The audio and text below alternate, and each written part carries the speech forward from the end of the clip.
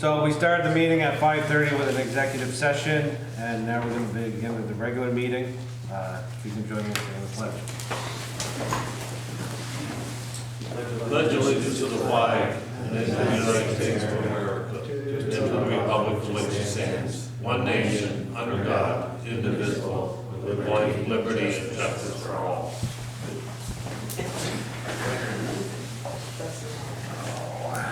Okay, so first up is the warrants. I have the general fund warrants dated February 2nd, 2023, in the amount of $21,610.56.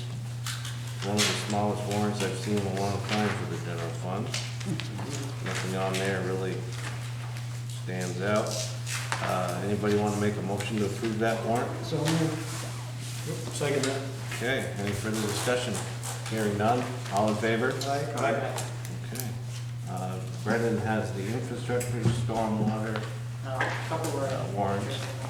Okay, impact fee warrant, February 6, 2023, the miscellaneous credit card payment for, it looks like one workstation worth of electronics. So that was paid to Visa, it was a credit card purchase, so.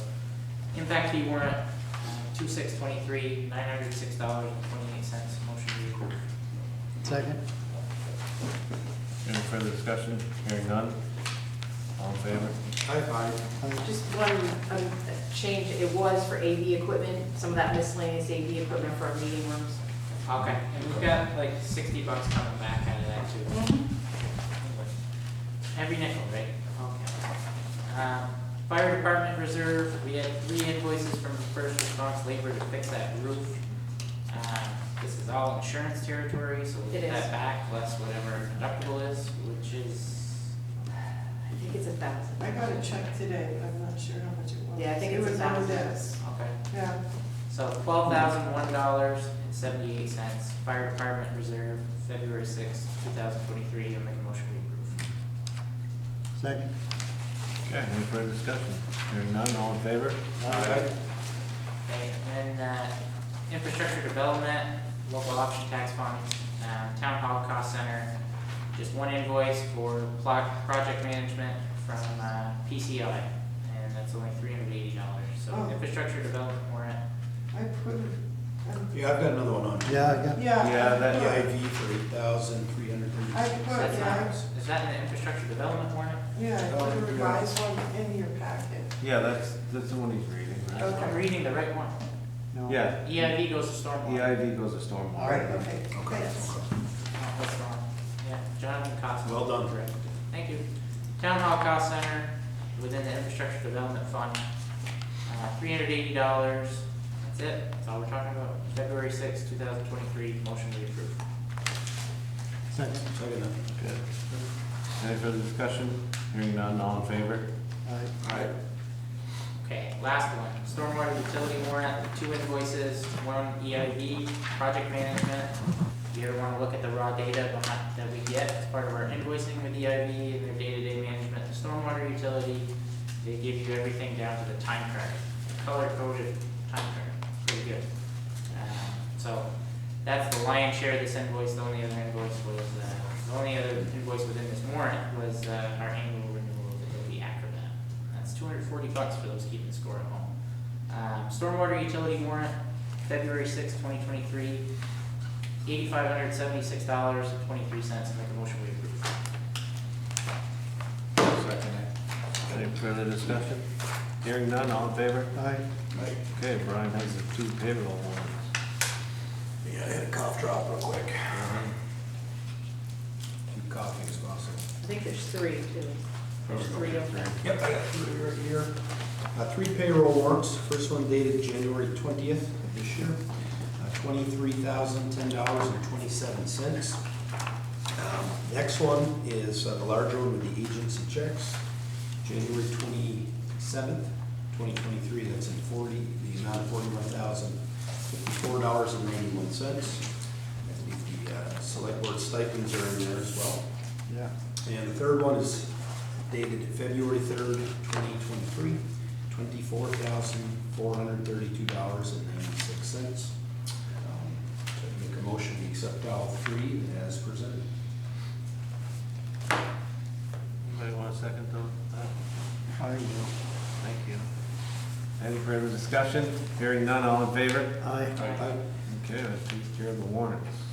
Minutes, in front of you, you have the minutes of January 18th, January 23rd, and January 26th. If I hear no changes, anybody want to make a motion to approve? So moved. Second that? Okay, any further discussion? Hearing none, all in favor? Aye. Okay. Public comment. Anybody else stand? Come on up. Okay, I'll be quick. I know I have 3 minutes and I'll try to be under that. The thing that I saw in the newspaper where we're going up 9 cents per hundred, $900,000 increase in taxes over last year. And part of that is going to be driven by the new restructuring. And I went back, looked at every meeting we've had, and I can't find anything on restructuring. I pulled this chart up, and it looks like the 4 or 5 empty boxes are exempt positions. So I don't know if it's true, not true, what's going on. I would advise this board to hold an open session prior to election if you want your budget passed, because the $900,000 increase is unheard of. Unheard of. That's all I want to say. Fair enough. And we have a statutorily required budget hearing before the election, we do every year, no matter what. Okay. Okay, anybody else want to make a public comment? Is this the only time you can talk? Yes. Or can you talk after something comes up? You raise your hand, I'll let you talk. Okay. Well, I don't know if it, I'm here for the. I'll give you a chance. I'm here for the prison thing. We typically let people talk on certain items. All right, We did last meeting and the meeting before, I believe. yeah. Okay. So, next item, you have the certificate of highway mileage. Well, it's in your packet, but we all gotta make sure we sign this. Make a motion, we approve it. Perfect. Just under 55 miles is what we have for roads in the town. We started at like 53 my first year on the board, so taking some road over. Okay. We need a motion on that, all right? You made the motion. did. Anybody want a second? I'll second it. Perfect. Any further discussion? Hearing none, all in favor? Aye. Thank you. And you also need to sign it. Yeah. Okay, Gary, take it away. First thing under town manager was a presentation from Dr. Chen and Director of Planning and Development, Jeffrey. They're gonna go over a conceptual plan of the prison to have some short-term residents there. And they did present to you a short presentation, and if you have any extra, I can put them out back for their special attending. You could just come forward, address the board directly, that would be great, and we will allow some questions after you're done. Sure. Jeffrey, question?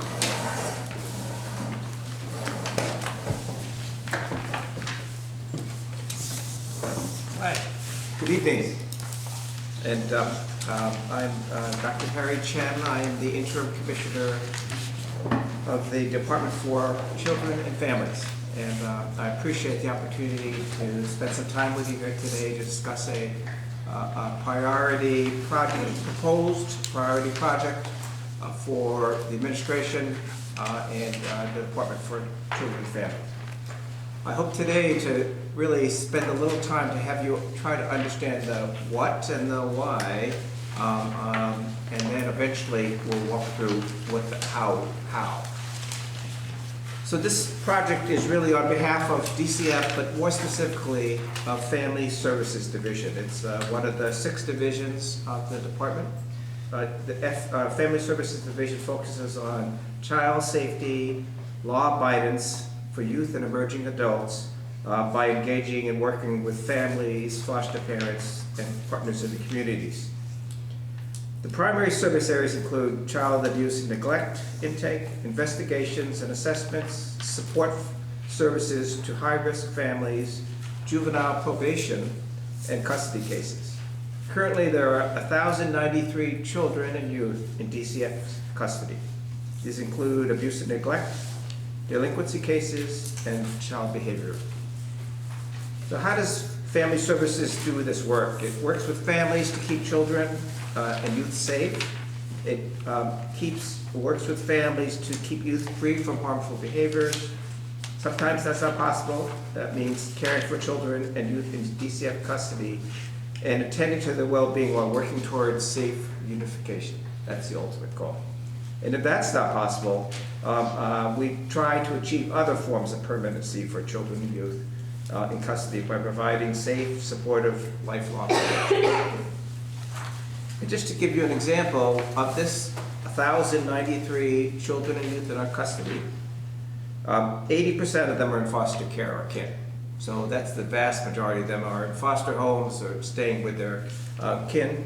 10% are in residential centers that are a little higher needs because they aren't able to be placed in foster care.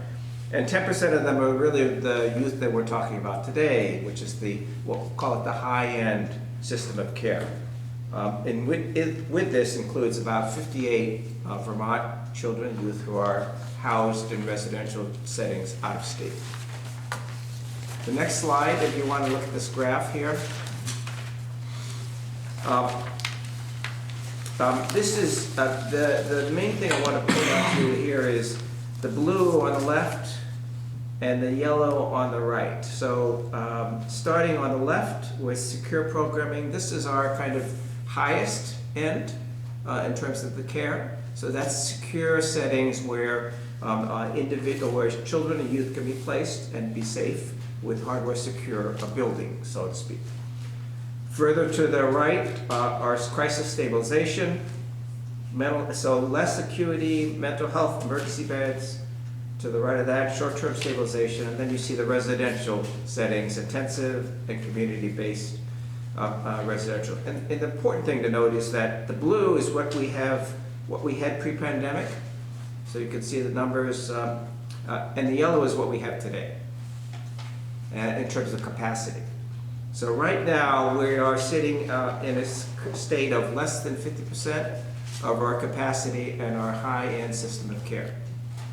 So obviously that's not enough, and truthfully, that's one of the things that keeps me up at night, is trying to build up the capacity again, especially on the left with the secure programming. As you can see, we have no beds.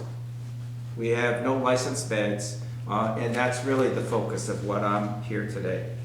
So it's a small number of kids.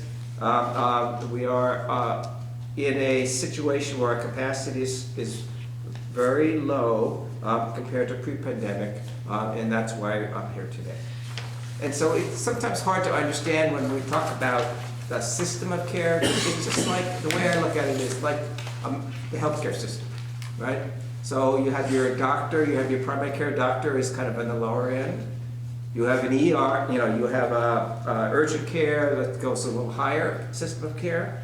You have a hospital, and then you have an ICU. And so the thing about it is how can you run a healthcare system without an ICU, right? Then you end up with inappropriate levels of levels of care for your patients. And so really what I'm talking about is a system right now where we don't have an ICU, where we don't have that kind of intensive, secure care, and therefore there are effects all throughout the system, because what happens then is the next level of care that we have, which is called crisis stabilization, which is where you have, instead of a building causing that, giving you the security, you have people. So you put somebody in an apartment, you might have 2 social workers, you might have a sheriff or 2, and that's how you keep them secure. It's not a building, it's people. And that obviously takes a lot of person power, and is definitely not something that is stabilizing for our youth to be in a very unsettling environment. So our goal here today is to get that backstop that we need, which is secure programming, to provide a better system, a more complete and robust system of care for our Vermont kids. So the next slide really talks about the high-end system of care, and you can see the highlighted one is what we'll call the short-term secure stabilization. And what we're talking about is hardware secure physical structure, meaning a structure that will, with generalized therapeutic programming, designed to immediately manage acute safety crises for any justice-involved youth. So again, this is the ICU, this is the essential backstop to the system of care. Last year, and then down below is the short-term secure treatment, which we're not here proposing tonight. But the third one is the staff secure crisis stabilization. That's what I mentioned to you about the social workers sitting maybe in an apartment, maybe in a police conference room with a child or youth, and also being staffed by sheriffs. So that's a community-based structure with generalized or specialized therapeutic programming designed to immediately manage acute crisis for any youth. And this works some of the time. We have facilities for this also, but it doesn't work all the time. And that's why you need that backstop, that's why you need that ICU, so to speak. So last year, without this capacity, the Family Service Division staffed 63 youths from anywhere from hours to months in these alternative settings. These youths were in crisis and transferred from other care, so they might be in a residential setting. They get destabilized and then can no longer be cared in that residential setting, so they have to go somewhere else. They also could be youth in a mental health crisis. They also could be intellectually or developmentally disabled youth with explosive behavior. And they could be youth who are escalating in terms of their history of delinquent or criminal involvement. So all of these could potentially be placed in one of these right now, staff secure crisis stabilization, but hopefully someday when we do get the system, in short-term secure stabilization. So the next slide really talks about what I'm here proposing today. Again, it's a proposal. It's a temporary, meaning this is not a permanent setting. This is a temporary secure stabilization with a modular build. And why do this is because we need time is of the essence, given the current situation. So BGS and DCF are designing and developing temporary solutions for an architecturally secure facility to accommodate, again, 8 justice-involved youth. So this is not a large population. Of any age for secure treatment, education, and care. We're working with architects, BGS and DCF to develop the plans. And really the emphasis of the project is on physical security, therapeutic quality of space, and timeliness. Again, you're going to hear that over and over. BGS and DCF conducted site analysis to identify we were directed by Governor Scott to use state land for this project, and we conducted site analysis to identify the most viable locations for the rapid development of a temporary facility. And we had site visits that have assessed both existing structures and grounds review. This temporary facility, which we're proposing, will meet the needs for secure stabilization until a permanent facility can be built. In this year's capital bill, there is money for planning of a permanent facility. This is concurrent with the development of this temporary facility. It's generally felt that it takes 5 to 8 years to go from planning to actually having a building complete in terms of the capital bill cycle. So the next slide is really a picture of what this might look like. This is an example of a modular build, example of a modular or pod solutions, both the outside and the inside.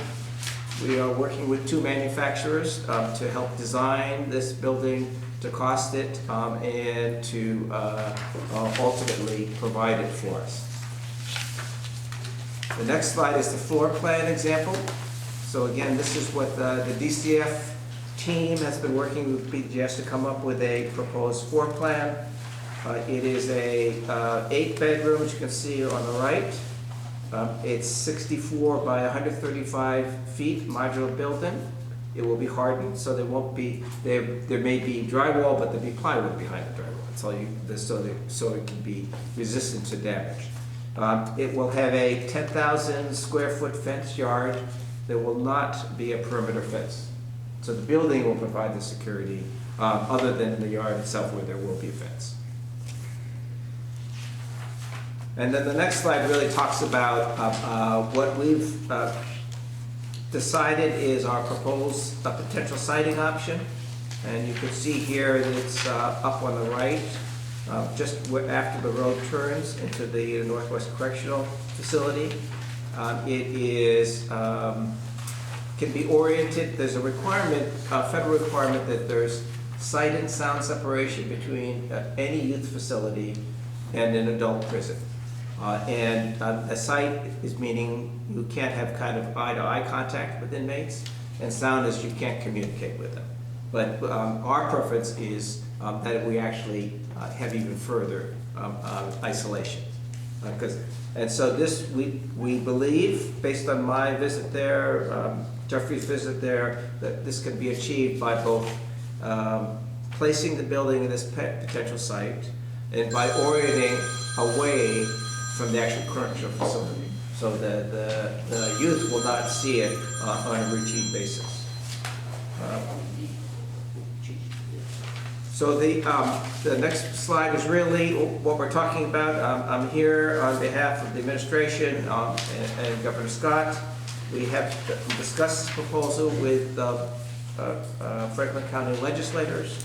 We have also discussed this with the House Institutions and Corrections Committee. And we're here early in the process to inform both the Select Board and the public. We will evaluate the potential placement of a modular unit on the northwest property with consideration of sight and sound separation. It would likely take 1 year to develop, build, and set up the modular units. The current, BGS is currently preparing design documents to begin the required local permitting process and Act 250 permitting process. This modular facility, again, will meet the need, the urgent need for secure stabilization until a permanent facility is built, and it's imperative to move forward as quickly as possible with planning, including siting of a permanent facility. So that's my presentation. I'm happy to answer questions. So are these kids, are they locked in there? Yes. So they are, this is a locked facility. To be in a locked facility, they have to be justice involved, either delinquent, youthful offender, or potentially adult charges. So in all of Vermont, there's no building anywhere that you could fix over faster than, like Waterbury, there's like huge complex there, just sitting there? Again, Waterbury Complex was one of them that we considered. And again, with the timing between fixing it up, the guard moving out, we didn't feel that we had that as a possibility. Just, right, a few different thoughts here. Just, I guess my original understanding was that this would be like kind of in the woods, you know, I mean, further back. I don't know how far back the property goes, but I was in education for 10 years, a middle school teacher. Certainly care for kids, and these kids need as much care as anybody, obviously. But boy, I guess I'm very surprised of where it is on here. And I'm just looking at a map on Google Earth of where that is, and I know where the fences are. For years when I was in high school, I worked for the recreation department. One of the long trips we had was to drive our tractors all the way down Lower Newton to take care of the water treatment plant down there, which is about equidistant away from those fences. And we could hear people. I mean, we were outside, we could hear stuff. We could hear people yelling. It was a little unnerving, and I guess my question is with it there, I mean, Boy, I can't imagine that not being, you know, it made me think of Scared Straight, you know, that program where they take kids and you go into jail. Now, I know that's not what the program is here, but boy, that looks like just a few steps away from that. I mean, I hear what you're saying. We actually evaluate several sites around there. We felt like this one, between the solar panels and the siting away from the, furthest away from the fence and the furthest away from the actual buildings was, I feel like, the most appropriate. We've tried looking in the back, but you can't, it's hard to get far enough into the woods Yeah. to get out. It looks like wetlands. It's wetlands, it's pretty wet too. And then you run into the challenges of traffic around the facility, causing, that would be a major logistical challenge in terms of security. So how do we talk about the elephant in the room, the fact that the development rights have long been gone to that parcel of land? Right.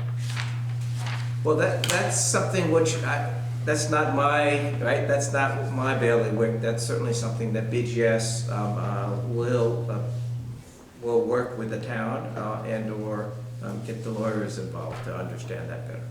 But yes, that is obviously an issue that we have to resolve. John, you mind? Go for it. So I, at one point in my life, I might have been, I don't have my file, I don't know, I could have been one of your 1,100 kids temporarily in custody. I had grandparents and a support network that, evidently did a somewhat decent job. I'm here, not sitting, at this facility as pictured. So if you remove a few of those tools that I had that other children aren't so lucky to always have, I could have ended up in a facility like this just as easily. So it's a little bit of a humble check there. I've lived on this road my entire life. The grandparents that raised me lived within a mile of that location before this prison was built. We live there now. My grandmother was on a committee that implemented a 911 phone system. If someone broke out, you'd get a phone call within 30 minutes. Everybody in the area would be notified. I would say, with that context, this siting it's inadequate for a few reasons. You'll have kids that are on the street there, Lower Newton, that will, quite honestly, scream or honk or otherwise try to antagonize inmates enjoying rec time. I could see that being a big issue with this facility, especially with them knowing who's in the facility. I just think it's too close to the road. I'm going to echo Brian's point, it's really too close to their yard. I mean, it's going to be really tough for them to feel any type of isolation at all. And I get it's a modular, temporary facility, and that at some point you'll have a better facility, but that is just too close. Jack's point is well taken about us owning the development rights. I mean, essentially until we cross that bridge, this project's moot. I mean, quite honestly. So we have tools in front of us. The state has the ability to move monies around to fix problems that we have, and we might be able to trade that, which is essentially what happens in these scenarios. So to put all of our cards on the table, you have to build a facility this year to create this ICU care system. We have problems that have been long-standing for decades that the state has offered to help us with, but they haven't necessarily navigated funding through a capital or transportation bill to solve those issues and then implemented those solutions. So maybe there's room here to have a subcommittee of this board with our administration to sit down with members of the administration and maybe our legislators and a few other folks to figure out if there's a deal to be made here, or if your resources and time would be better invested looking at other state lands. I will say that as a kid that has been helped by DCF, I want nothing other than to vote however I can to help you in your mission. As a person that owns property on the street that, can envision, things that could happen, I would say the siting isn't the best possible spot. I mean, there are wetland permits that can be granted by A&R, you can tie up other areas to be able to do that. You can do offsite mitigation on this parcel, if you had to. The idea of not having a fence around the entire facility, I think it would make the average resident in this area feel uncomfortable if they were to know that if someone escaped from a window, they could, you travel on foot pretty quickly. And the average person might not understand all the steps that are taken by the manufacturers to avoid that from happening, but as you move forward in pitching the project, I think that could be something that might be worth addressing. Right. To some extent, either explain the other precautions that have been taken or explore the option of the fence. So I would say, I would support, I think Jack has the most history. I would want Jack in that room. And then any of the other four of us, and then our town manager, working with you and your team to figure out, there are intersections that are impaired that need to be fixed, that we're already working with AOT to try to finalize a goal and a funding mechanism. Maybe there are ways to pull more than one agency together, and maybe there's no deal to be made, and maybe it works out that, either we decide that there's no deal to be made and lawyers get involved, or, you move on to a different state land. So that's the situation as I see it. So I guess, how do we all want to move forward from tonight and give everybody a fair shot to get this done? So, ask one more question. Temporary, is that 5 to 8 years? It's definitely gonna be something built somewhere else? Yes. Or there might be something built here? Definitely. 5 to 8 years and then, okay. So Because this is not where I want them permanently. This is not an Okay, ideal, yeah, because it's this is not not ideal. ideal, I agree with you, but it's kind of the best we could find to satisfy the need for speed. And Brendan, I would just say absolutely, you're really a shining example of what we can do, right? What we do with these kids that are in our custody, and I think they all deserve a shot, and that's what we're trying to do here. Yeah, just have to do it in a way that makes sense for everybody, in Yeah. a way where there will be an impact to the community, and there needs to be something to offset that. And I think that's exactly why we find ourselves in a position where the town has the development rights to 40 acres of state land. It's been set up as a check and a balance to be able to get to, a deal that adequately offsets the impact. So if we can't get there, we can't get there. I know you're moving at a pretty quick clip, especially for state government. It's impressive, actually. Usually you hear about a project, and then maybe 3 years later we see it show up, not 3 weeks. I can't afford not to. No, I understand. Right. You're on a mission, and it's a good mission, and I don't think anybody here wants to, be a stick in the mud, but we also need Yeah. to make sure that it works. I Because if you were to put that there, you'd have adults that are honestly fit to be in the other facility, and then high school kids that don't know any better, absolutely screaming from the street, honking and making all hours of the night. I'm just gonna say that. And the idea of no fence around that facility, knowing what it is, people are gonna call it, mini Woodside, or temporary Woodside, and to have no fence by the road would be, right in that plane of vision would just be an absolute issue for us to have to understand and explain to people. So, that's my 2 cents. Thank you. I have a question. I'm just wondering, could the governor reconsider the state land only rule? Like, there's gotta be tons of low-value, remote, private land that can be picked up for a song that you could put a place on. Again, I could certainly relay that message. I think that the challenge of, as somebody says, state government doesn't move very quickly at all. And so now you want to build land, now you want to put utilities in the land, and, that's a Takes good chunk and of money. time. And I also, I guess the one thing that I wrote down a bunch of stuff, but is the fencing. I think that if it were to move forward, that there would have to be some Yeah. more secure fencing, whether hopefully never got used. But not having it all the way around I think would be a detriment to the public.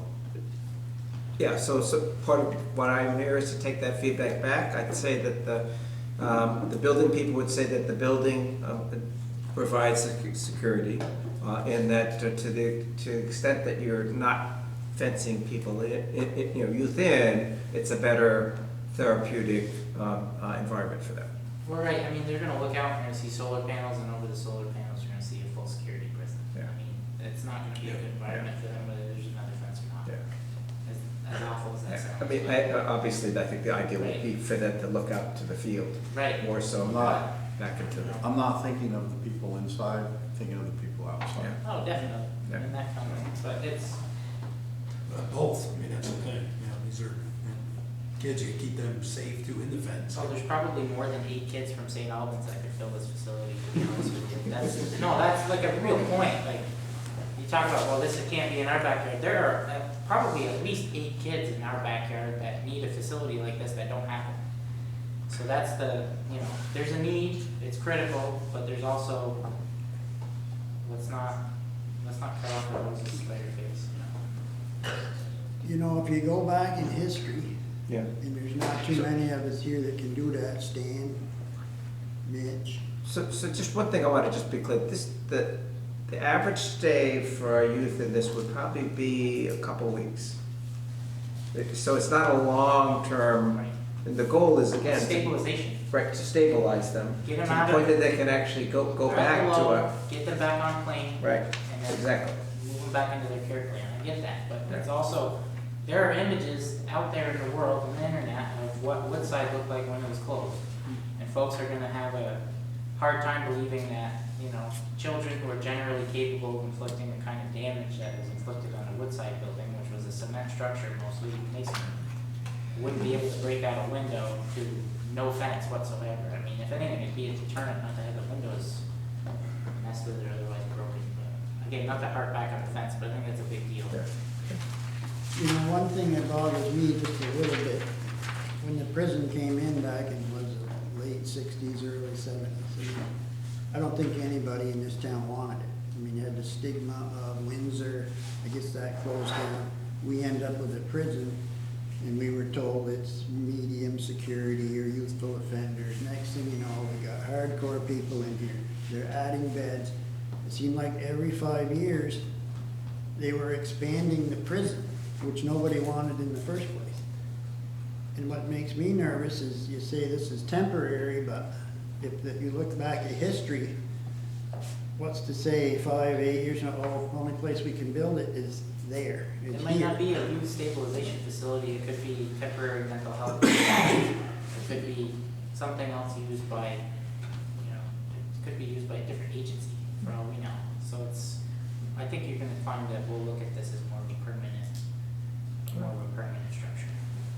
That could have different uses down the road that we aren't even envisioning, which of course would probably require some type of zoning review, but. I mean, obviously, I can't speak to the future, all I can speak to. No, you're on a is mission, where you're I'm trying at. to do a temporary, we get that, but from our perspective, Yes. we understand where we're coming from. Yep. Totally, these could be mental health beds when you're done. Because that problem obviously isn't gonna be solved in the next 5 to 8 years either. You'll probably have a building before there's a mental health facility that's not Brattleboro that can actually accommodate people experiencing crisis. Yeah. So, that's. Dr. Chen, what's the lifespan of that modular building? It's not like some weird biodegradable thing that's not gonna be usable after 8 years, is it? No, I mean, I would say, obviously, it depends on how it's up, how it's used or abused So and how it's kept It up. could be, it's modular, but it's permanent. I mean, if you ask the manufacturers, they'd probably say it has a lifespan of a commercial building. Yeah. okay. Probably doubt that it would actually Jeff, I'll last tell that you what I tell people in my day job, if you take care of it, it's no different than a stick-built structure. They're built to travel down highways on It's steel frame probably right. carriers, I mean, they're rugged. So, if it's built, it could be permanent, like 100 years is more permanent. So, Thanks.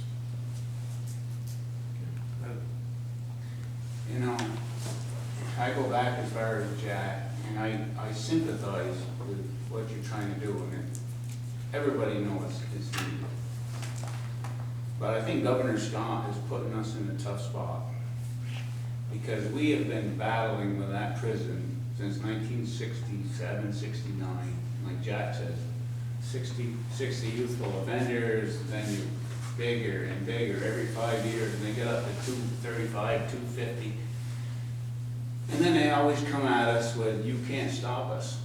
We're the state, you can't stop us. There's some clause in there, the only thing you can do is steady it and trap it. Every time they come. So you're calling this temporary, right? Well, temporary is only as good as what you're saying, because we have a permanent thing that we worked out with Madam CUNY. We signed a letter, they never had any more inmates. I know that's only as good for her term. But then we took the development rights. So they wouldn't add on anymore. They're up to 235 now. We took all the development rights and the rest of their sewer capacity that the city maintained. It's not that we want to be mean. I know you need a place like that, but a deal's a deal, you know, and I'm surprised that Governor Scott doesn't know that. I mean, St. Albans Town has done their part. I mean, we've more than done our part. 3, 4, 5 times they've added on to this place, you know, and it's just, I hate you to even ask, because I feel bad to come against it, because you know you need that. But I feel like, Jeff, too bad you couldn't find another spot, and you shouldn't put us in this spot right here. So that's all I got to say right there. But thank you for trying. You do a good job. Al, do you have a question? Who's older than that? Anybody else? So what do we want to do as a board? Like, do we want to take the position that we don't want to see this facility move forward? Do we want to try to negotiate? I mean, we have more leverage than most communities do, but we are also in a Dillon's rule state, so, you know, this might be the last opportunity to use this before language finds its way into some miscellaneous bill that disallows municipalities to own development rights on state lands. Like, that's a change that could happen. So this could be, you know, if we use this as our hill to die on, that development rate aspect could be remediated on our behalf pretty quickly. And then next time something comes around, we are in a position of leverage. I'd like to see this built at a different site too. I don't think it's a good spot, but whatever. I'm not an employee of the state. I don't get to pick. So I guess, do we want to try to come up with what our ask is, or asks are, in exchange for allowing this? It can include things like an infrastructure project, saying that the facility has to be totally removed within 8 years and turned to its original state. There are all kinds of things that could go in. I mean, it's not like we're issuing a zoning permit. And this is more or less a contract negotiation than anything. So I guess I'm curious where the 4 of you are. Or if you need time to think about it, we'll come back at it next time. You're not on the spot. Yeah, I'd just like to ask a question, maybe some of the farmers here can answer this.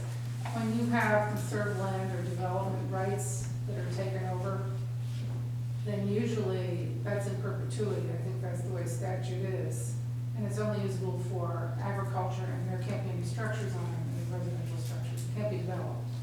Is that what we have, or has anybody looked into that? That's what we got from the state some years ago. I think it was originally, in my mind, it was for off-site mitigation of our industrial park, which is on ag land and would expand into ag land. And through Act 250, there's off-site mitigation, and we wanted that area so we could offset if we expanded our industrial park. I think that's the way it went, but it's been 30-odd years. Yeah, the question, of course, is that if you want to go in and start statutorily changing your development rights and the conserved land, you have lots and lots of people who have conserved land that's been put in perpetuity, and there's always people looking to try to change that. That could be a very hard statute, actually, to change, because there's a lot of issues that come up with that. And I also think a deal is a deal. When we make a deal, we should live with the deal. And that's the deal we made. And Governor Scott should know that.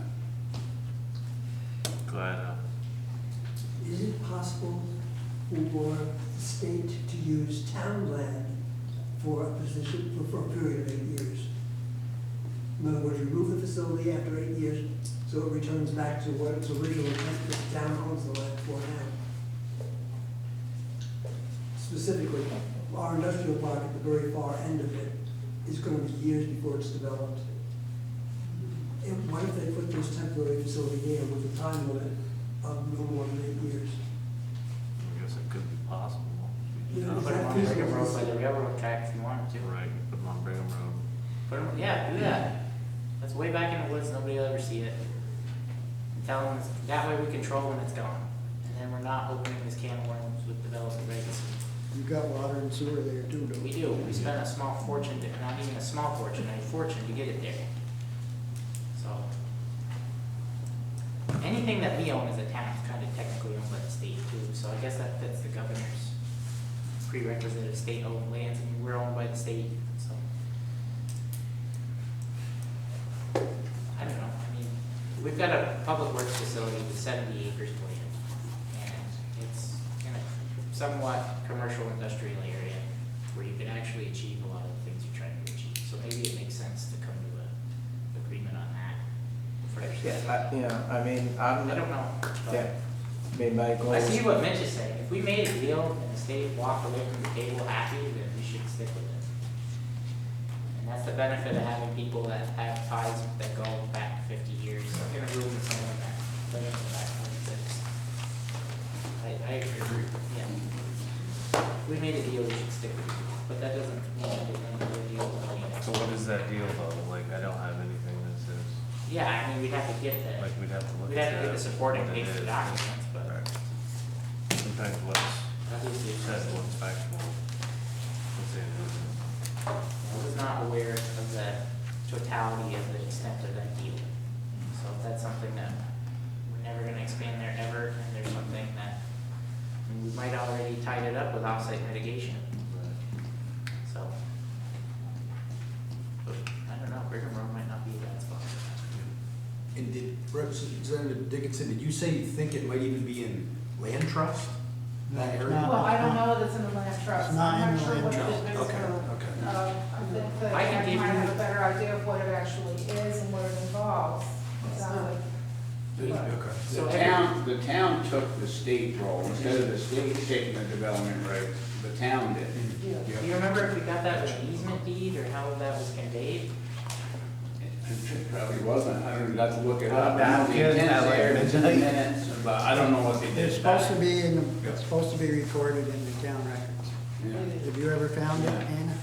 We have it. You have it? Yeah, so obviously it's something the administration Zoning has, has it. right? I mean, you knew about it before you walked in the room, right? Yes. So, you might already have that document, whatever conveys, whatever was used. But, no, you can do that to any piece of land. I mean, you can sell development rights, it's just an easement deed. Okay. Kind of muddy the water there a little bit at the end, but that's, if what Mitch and Jack are calling is 100% accurate, then I would say I agree with Mitch. But you've got a mission that serves people in the community, there might be another location that we might be able to help with. You know, under the strict terms that it is a temporary solution, that will have to be totally removed from the site. That provides enough local control, maybe, I don't know. But all new concepts. Yeah, I mean, it sounds like we just need to do a little research, have some discussions, and see how we can move forward. Okay. Good. Right. Right, Okay. that's kind of what I got from that too. Thank you. Thank you. Have a good night.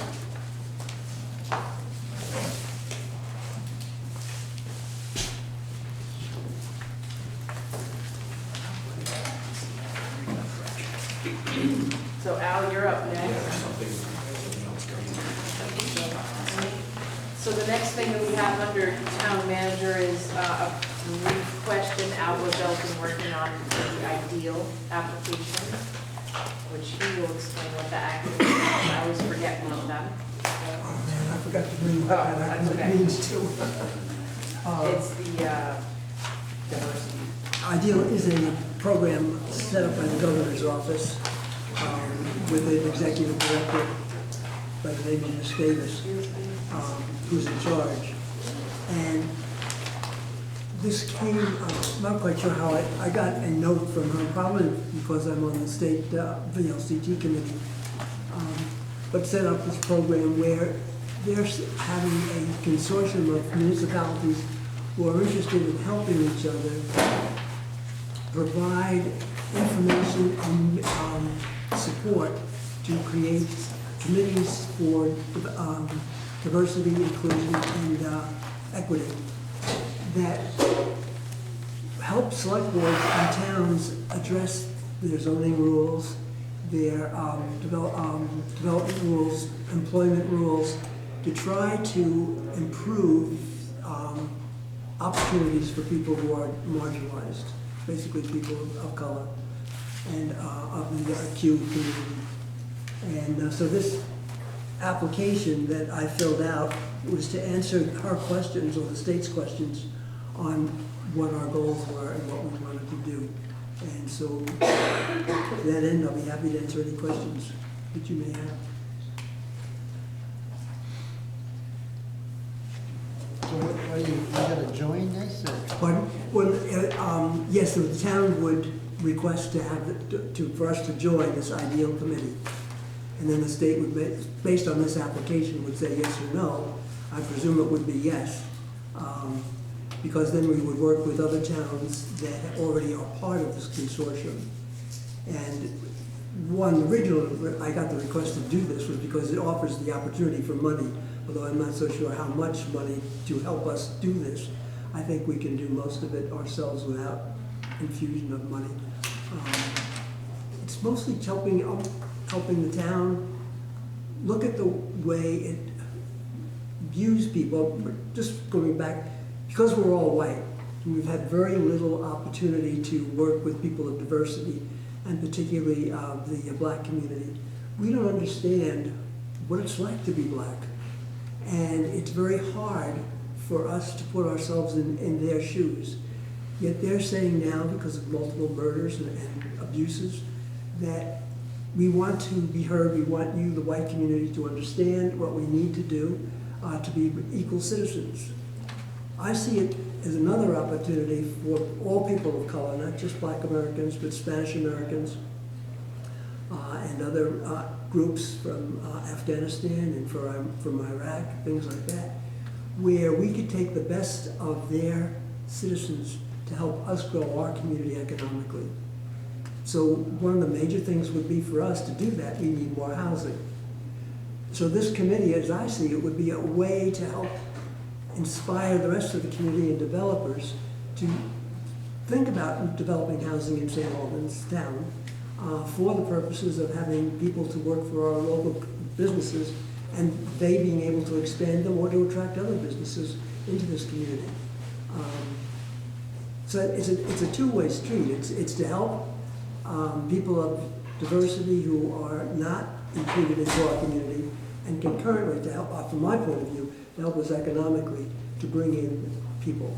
I do know that this federal government has opened up a new program for refugees where the town, people in the town can sponsor them, and these people you can basically select for their skills.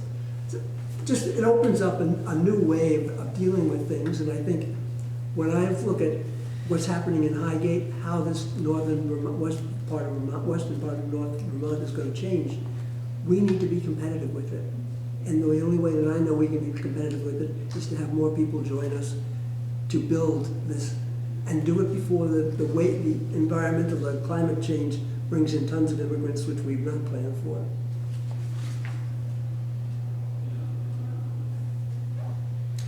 This is going to, I can see Jack's face.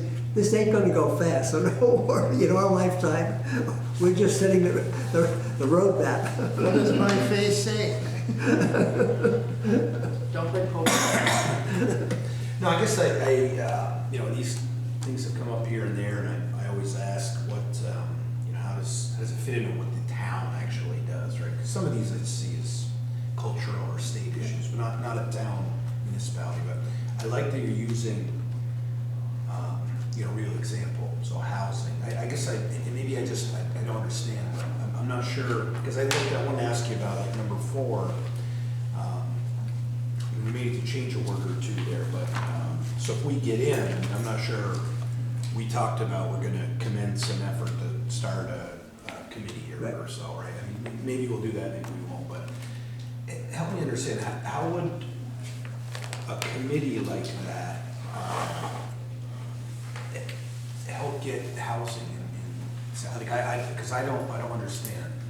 Well, I think, Because we want to get housing, I think one thing is like the wastewater stuff, hopefully will help with that. I'm yeah, just- I mean, with the agreement that we have now with the city, I see that, I'll be talking later on about another issue, but that opens up opportunities for us to have housing with wastewater and water services. It's getting too expensive to put in your mound system and drill your well. This, But I mean, how how will we get that to? how would this group do it differently, or which would have to be better for it to be? That's what part I'm just Oh, okay, I think- trying to wrap my head around. So what I- how a group like what we have in number 4, what is it that we're missing that they would be able to bring? Because if there is something, then that's wonderful. I just want to make sure it's something that is actually going to be effective and that we're allowed to do. I always get queasy when we're talking about we're going to, treat people differently by what group they're in. I just get real uneasy about that in whichever way it is. Okay, so let me just, I have several things to say. The first is that, in my own experience, when you work with people who are different than you and you're solving problems together, you learn about each other, and then your idiosyncrasies sort of disappear because you're colleagues.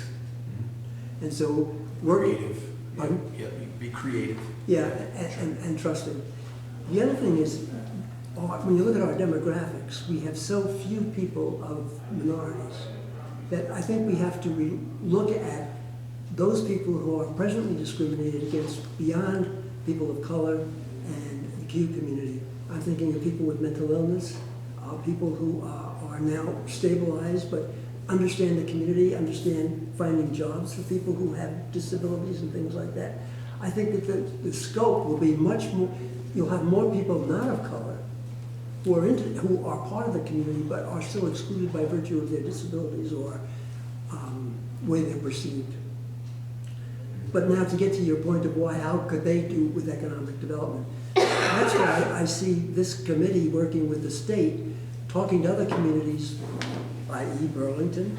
How did you get there? How did you get people to come in and start, I don't hate to use the word, but how did Bernie Sanders start getting the business community to buy into Church Street and then move that city forward back in the 60s and 70s?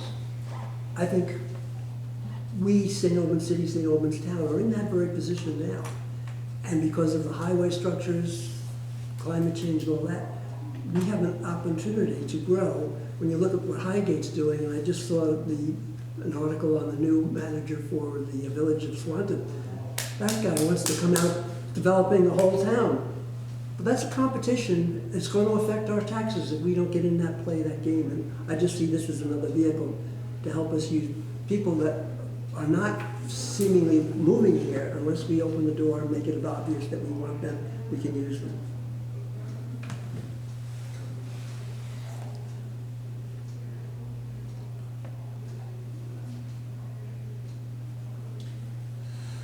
And also, you had mentioned to me, I mean, it's a policy decision, so we are looking to find out if you support this effort. If not, you don't want to apply. Right. And then have to withdraw, 6 months later. We either Well, are gonna do it or we're. Who's gonna do it? Who does this? Oh, I mean, you, Jack, when I sat down early on, you looked at me and says, examine this. That's how I got with this charge. You said, and I'm willing to stay on for the tenure of my job. Then it's up to the next town manager. I don't mind helping even beyond that, but right now I would be your representative. I have another person who's willing to work with me, person of color, interesting. She's from Texas and first generation American. Her husband's a border patrol agent. Yeah. Yes, I don't know, I mean, it's hard to be in a position where you're trying to affect change and you need help from people with perspectives that aren't always sitting at the table. So, So I mean, So I'm reading sitting- this, and we have to create a DEI team, what's that? diversity, equity, inclusion committee. So we gotta go out and find a black person, a Latino, an Asian. That's, yes, that's would be part of the task for me to do. So we gotta create this team, and what do they do? I mean, They're going to work, they tell us what we're doing wrong, or? no, I don't think that, it's It's not gonna be not like the, about it's not gonna be like the police advisory committee, okay? I don't think it's necessarily about what's wrong. I think the whole conversation is oriented around what could be better or Right. different, but it's not. Well, But I don't wanna Yeah, move that's on what I'm from the trying to- committee yet, because I don't think I think we've got that chart, and due to things like building a new town hall and negotiating Yeah. a multi-decade, multi-million-dollar deal, Yeah, we yeah. haven't worked as hard on the chart. I think that, I don't know, you gotta, like, I don't wanna say read the room, but there's consensus here to work on certain aspects of that chart in a way that makes sense, and then there's probably, I would guess there's consensus here not to have a committee yet, at this moment in time. Yeah, I think with a committee, it just needs to be, I don't think there's enough meat know there yet. exactly. Well, We haven't developed enough of a municipal goal, like, we've got that. That, I don't think you require a committee to work through everything that's possible. No, but here, for me, when I read this through, there are tasks that you can assign to get their help and input, and also to advocate for it. So it's not a matter of that you're acting alone, you're building. I would say that the committee is a tool that could be in the belt, but I'm none just of wondering, us this- want to go to Home Depot and buy it just yet. Because we're this discussion for our organization is still in its infancy. Like, you've done a hell of a job back gathering and Yes. trying to streamline this for us. But we also live in a world where, I hate to say it, but you're 83. Say that one. You're 83. So if you lead this charge, say until you're 85, and this is going, and it's going really well, but maybe there's not a committee member that could undertake the administration of it, maybe the town's staff a little low, stretched too thin, manager kind of, does what we had to do with the police advisory committee, puts it on a little lower on the totem pole, on the back burner, and eventually gets left to wither and die because they don't have alcohol gel anymore. And I don't want to set that up to do that. And I'm not trying to say I'm penalizing your idea because of your, it's inevitable, and I hope you live to be 150. I would love to go to 65 more alcohol gel birthday parties, don't get me wrong, but They're not gonna be Just- too wild. I don't want to set it up to fail, And I think that if something were to happen to you, that I don't see anybody else within the organization that would pick this up and run with it like you can. So that's one of the biggest reasons that I would not support implementing a committee, because if they can't be staffed adequately to do their work in perpetuity, and it goes beyond your age. I mean, your job is essentially on the cutting block the second you hire a manager. Like it or not. First day that she leaves. Well, right. The hiring manager carries in charge, but when that person's onboarded and Right. is in full control, if they decide they want to reorganize the position of operations director and hire somebody totally different to oversee like the finances of the town or some area, then if that job description doesn't jive with staffing a committee like this, then all of a sudden we're not even 6 months into this process and these folks just lost their staffer. You can volunteer for it, but who's to say the next manager will want to give resources to it? No, I appreciate that, I understand that fully. Right. I guess I'd like to look at this list again at some point. Maybe we need to block off time in a different meeting to go through, like, what are that was designed to set up goals, and there were some in there when we set it up, and I did not have time. My son didn't feel well this weekend, and we had issues related to the cold snap. But there were low-hanging fruit on there. Sure. Maybe we get the low-hanging fruit, get a few wins under our belt, you get a little bit more time on the idea committee. We see what other municipalities are doing. Maybe there's an alternative to a committee, to a DEI committee that hasn't presented itself yet, that another town might pilot while we're working on low-hanging fruit. And there are some things that, you know, aren't low-hanging fruit, but can only be done by someone working within the administration of the town. Like the board's not gonna be able to accomplish those. So I would support looking at a few of those, maybe even updating this list, because the board's had a pretty substantial change in ideology, I think, in the last 12 months. So it might be worth reviewing this and seeing if there's anything that doesn't belong on the list anymore, or there might be some things that weren't even discussed that might have become really evident in the last year that we might want to add. But I wouldn't support a committee, and it's not just because I don't want a committee of people to work on this. It's just, you've got to find the vehicle to get you to the end of the line, and I don't know that that's the one that'll work for us. But, I don't know. The only thing I have to say is I appreciate your passion for it. I do. I think you've worked hard on it. I'm not thoroughly convinced in my mind about. I did not look at this. I focused my energy on something else over the last few days, so I haven't done a deep dive on this. So I'm not in a position to say anything about it. Just being, but I think that it's something that the town needs to address. I'm not saying it isn't. I'm just wondering how to address it. Apparently, there's 63 things here that we need to do something with. Yeah, I never saw this before. And I'm not ready to talk about that. I'm just not prepared. So, I think we spend a couple weeks or maybe even a month getting our heads wrapped around what we've already developed for a list of goals. Maybe add or subtract to it, or prioritize it a little differently, and then turn you loose on it. Then what? Turn you loose on it. And if you find you need some resources to do some of the low-hanging, items on the list, then we can talk about that. So, Just when did you do this? about a year ago. About a year ago, yeah. Yep, I think it says, well, we're in February. I think. That list is supposed to be rooted in. I think it's old, because it says Jessica and Brian have brought it up. Yeah. Well, it's not. Aaron did a lot of it. Yes, that's right, It's she's the one that supposed- put it together. It's right? supposed to be. Yeah, no, it's the inclusion statement. Well, like people will come to a select board and cite a study done at a school that says 78% of LGBTQ kids in the community don't feel valued by their own community. Like somebody will cite that, and then we'll have to sit there and say, that's terrible. But what can we do about it? And that list was supposed to be our response to the question of what can we do as a municipality that's rooted in our mission. Like if someone's telling me we're inappropriately applying public works resources to a certain area of town because another area of town is poor, or there are people of color that live there, and we know that, and we're making systemic choices to provide more services to certain areas of town, then let's figure that out. But I don't think that's happening here.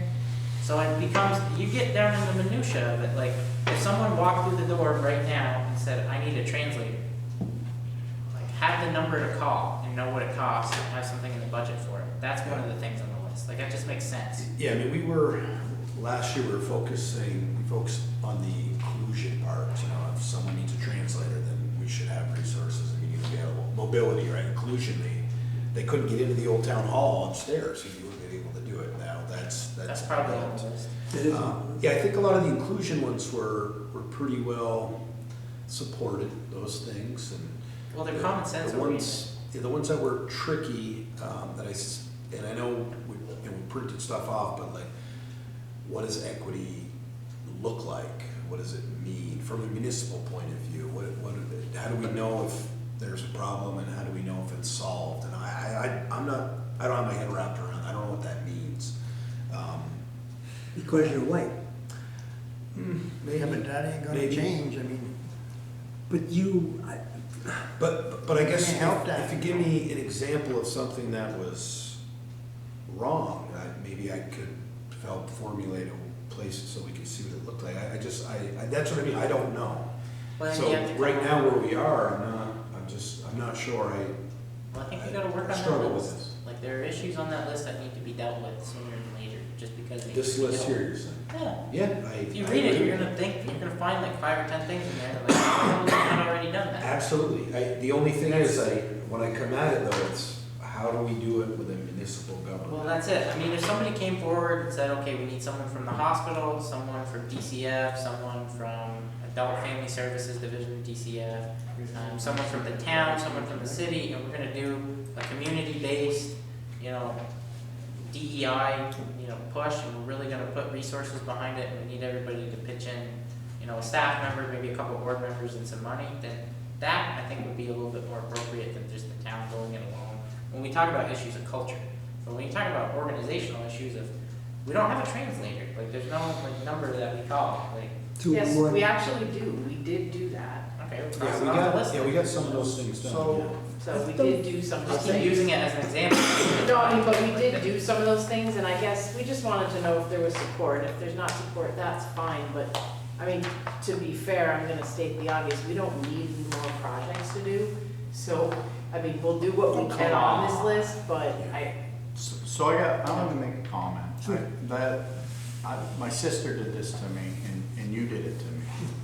And I 100% reject the fact that I'm white. I don't understand what discrimination is. Because in this county, in this town that's 96% white, the discrimination is economic and social Yeah. discrimination. And me personally, I suffered that mercilessly as a youngster. And I grew up as poor as anybody in this county. I used to steal food out of people's houses to get something to eat.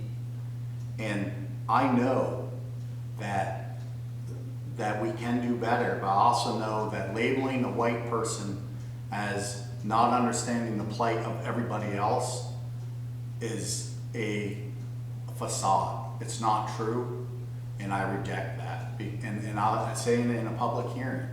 I'll tell everybody in the world that just because the color of your skin doesn't mean that you can't relate to people. I have nieces that are black. I have best friends that are a different color than I am, and you don't have to be racist just because of the color of your skin. And that's how I take what you're saying, and I disagree with that And wholeheartedly. I didn't mean that, and as you described it. I also have a sister-in-law who's of color and a brother-in-law who's black. And I understand from them their problems. I understand poverty.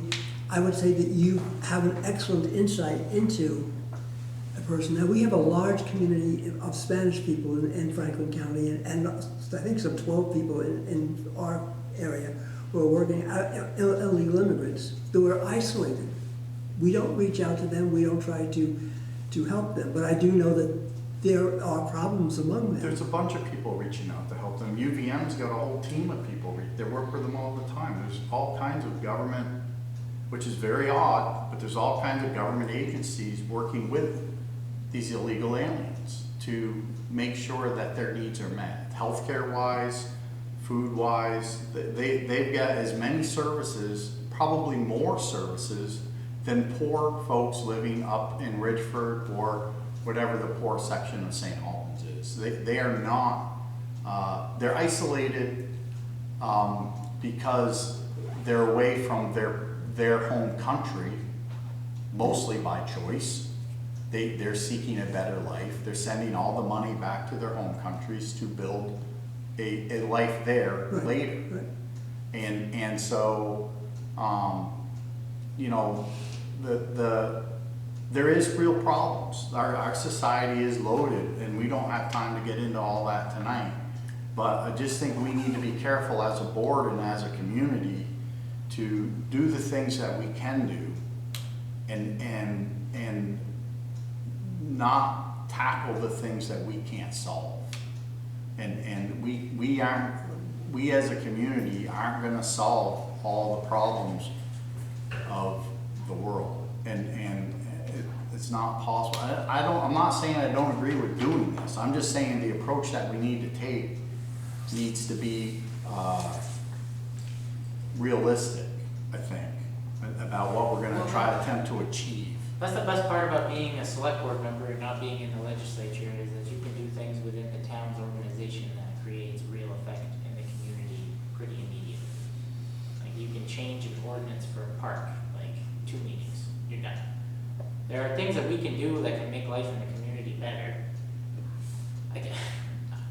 I caught that same comment, and, you know, I know Al really well, and I knew, like, I get what you're saying in the response that you're giving, and I agree with it 110%. Like, coming from a very similar background, the first half of my childhood. I think what Al's trying to say is, we won't hear the perspective of people who aren't white if we don't ask them to come here to tell us.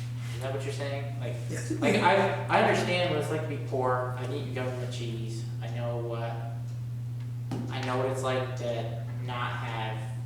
I know what it's like to show up to a public school and like you're a have-not, like right out the gate, and to be bullied in the whole 9 yards. Like, I get that.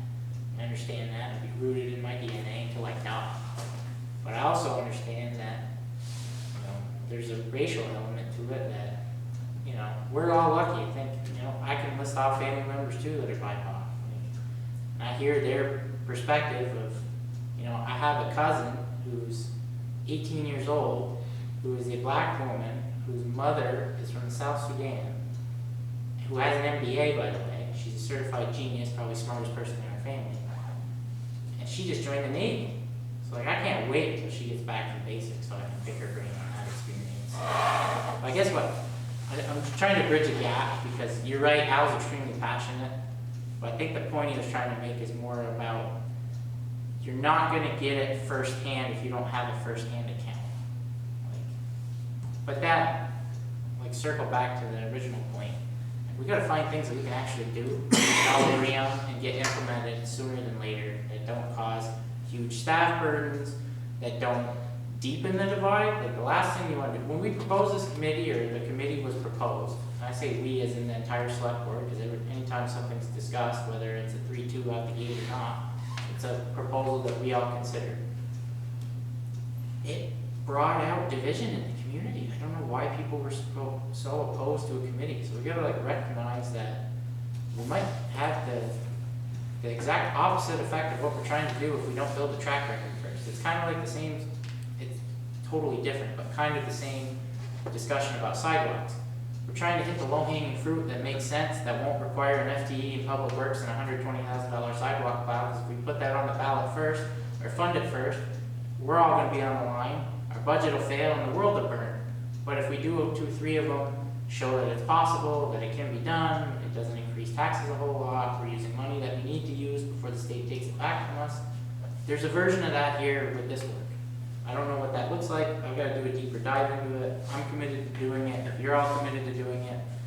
But, you know, I think we have to recognize that there are not lines in the sand, but there are trigger points in the community. I mean, we're 94% white, or whatever the percentage was. It'd be 99, I wouldn't be shocked. And there are certain things that we have the power to do, that we should do, that won't cause a fuss, and there are certain things that we can do that won't really amount to much, that'll create huge fusses. And I guess, That will undermine the rest of the work that we could be doing. So I guess I'm like, and I don't think this is so much as you're describing as an active aspect. It is to open doors for people to get to know each other. Let me just give you an example. Unlike you, I was raised in a lower middle class family, and I was the only Protestant. My next door neighbor was also a boy. We were the only Protestants on our block. We were living in an Irish Catholic neighborhood. We could not date and talk to Catholic girls. I married a Catholic, by the way. My mother was horrified. But when I got into, this was in grammar school, and then when I got into junior high school, the girls wouldn't talk to us because we were Catholic. I had one girl who was very pretty, and her brother and I became friends, but I had to go to him to the Catholic Church to learn how to become a Catholic. That I can make those moves just by virtue of being in a totally white community with Catholics and Protestants back in the 40s. And believe me, there was a major difference. And I remember when Jack Kennedy ran for office. I think the world was going to come to an end because the Pope was moving into Washington. Didn't happen. This is not going to create a major revolution. It's the ability to sit on the sidewalk and talk to a girl of a different faith. When I got to college, I talked to a girl of Jewishness. And I also had, nobody knew in my family knew anything about that. It's just broadening our horizons. I think you can, there are other ways other than a committee, like you can formalize this list, we can keep it up and like you can update it monthly or quarterly, keep it on our website and then make it a focal point to invite people of color to comment or participate in. Right. They might, someone might read this, like I think I know the woman you're speaking of that might be willing to participate in this. It might be worth, hey, this is an updated version of the list, the select board this year just looked over it, you know, it's pretty fresh, you know, look at it, see what you think. She might look at it and say, well, there's 2 things in there that I've lived in other communities and I've seen done, this is how you do it, I can help you with that. And then that's the kind of proposal that I think. I don't think anyone has a problem with that at all. No, I'm not saying that, That's but we've all. got to make sure that whatever's on that list is rooted in our mission as a municipality and can actually be accomplished, and there's a reasonable probability of success if we ask someone to help implement. Right now, you know, we're going through the bylaw modernization Right, with the Regional Planning Commission, which will be dealing with this very thing. right. And that's why we applied for that grant, to be able to have our bylaws brought through that process. Right. I'm the older I get, and the more I deal with development, the more I believe that a lot of zoning is racist in its inception. So it could be interesting to see what you find. You go to different communities, there's socioeconomic and racial discrimination rooted in zoning even to this day. Yes. So it'd be interesting to see what you find in the town.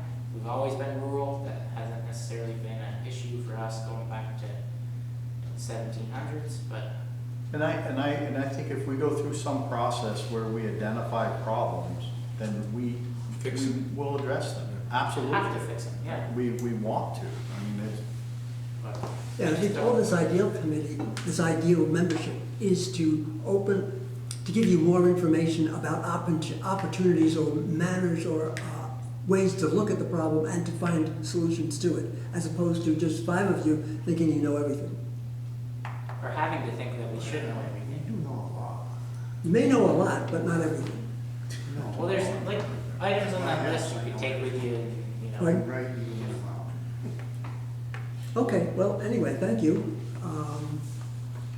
I will just send a letter back to the state saying that we're not, at this point, we're not going to apply. Let's close out the thing. when do they need to know by? There's no deadline. I just want to review this table thoroughly. Yeah, I haven't really looked at that. Yeah, it comes from, I forgot the name of the document, there's like 11 or 12 points on, that's where this Yeah. all comes from. You'll see in the column furthest to the left is the 11 or 12 items. Well, let's What's in synthesize this. the subcategories or the things that were listed underneath it. And then the third one is where we kind of, our progress at that time, that we not started it in progress or complete or not applicable.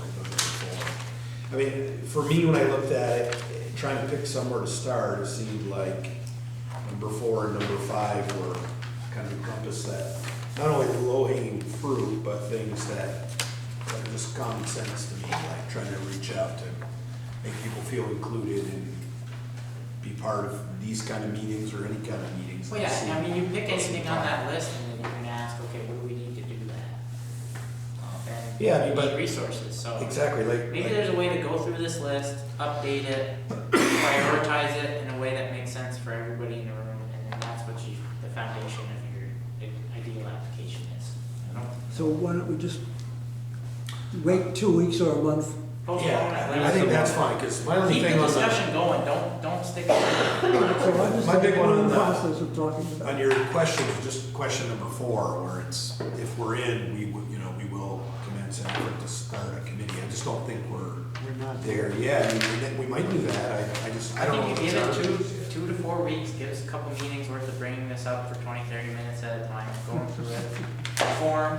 I don't think any of us, maybe Jonathan and Brian read through it this weekend, but I heard 3 of us didn't have an opportunity to. I've reviewed it, several times over the last year, but.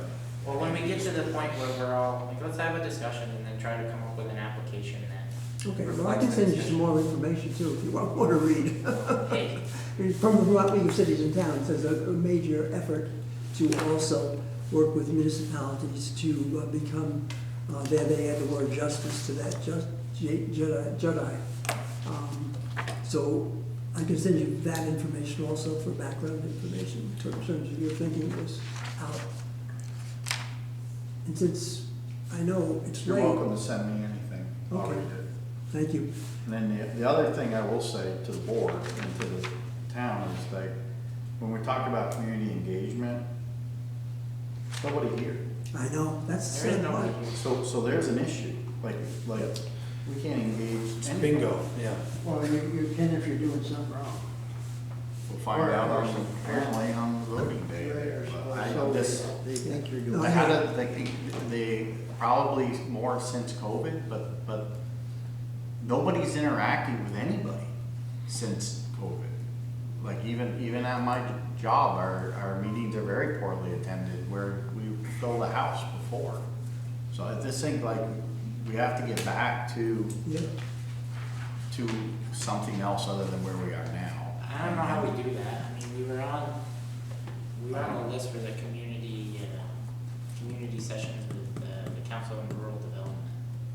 But we were doing that as a joint application with the city, and then our joint efforts in a total sense had kind of floundered, and now we're back here with a deal that we thought we never would get in 100 years. So I don't know, like, there are other tools available.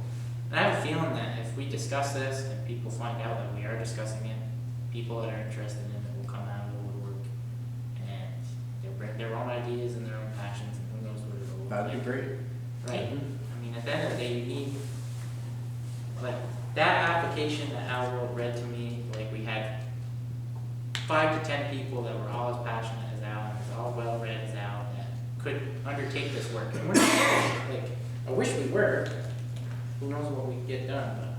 Okay, I think Yeah. we Because we gotta move on, because I have another issue we gotta talk about later. Another Thank you. day, maybe when we have an hour to spend. Yeah. Thanks, Al. So we can move on. We'll Thank see. you. Thank you. But, Thank so you, we'll Al. postpone this and have some reading. Table. Yeah, and tell my wife this was gonna be a short meeting, Never say that. famous last words. Thank you, Al. Welcome.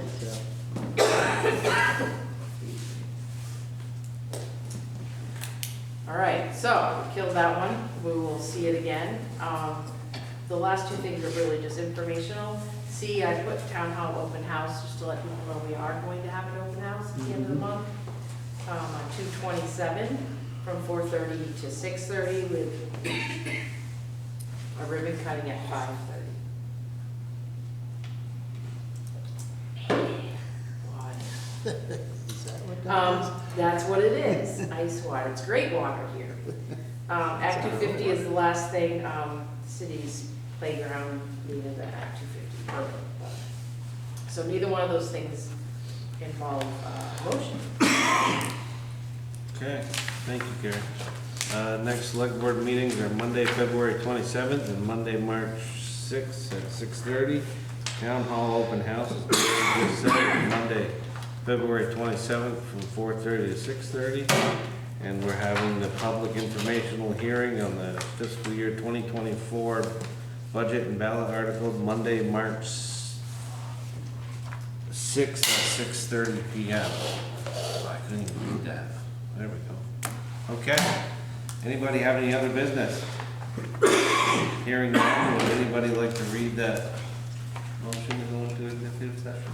I make a motion to go into executive session to discuss a personnel matter where premature general public knowledge of the subject matter will place the town at a substantial disadvantage. And I further move to enter into executive session to discuss a personnel matter under the provisions of Title I, Section 313A1 of Vermont statutes, and to invite the town manager, Gary Johnson, and our interim director of operations, Albans Town. Okay, any further discussion? Hearing none, all in favor? Aye. Who seconded that? Brian? Thank you. Have a good night, everybody.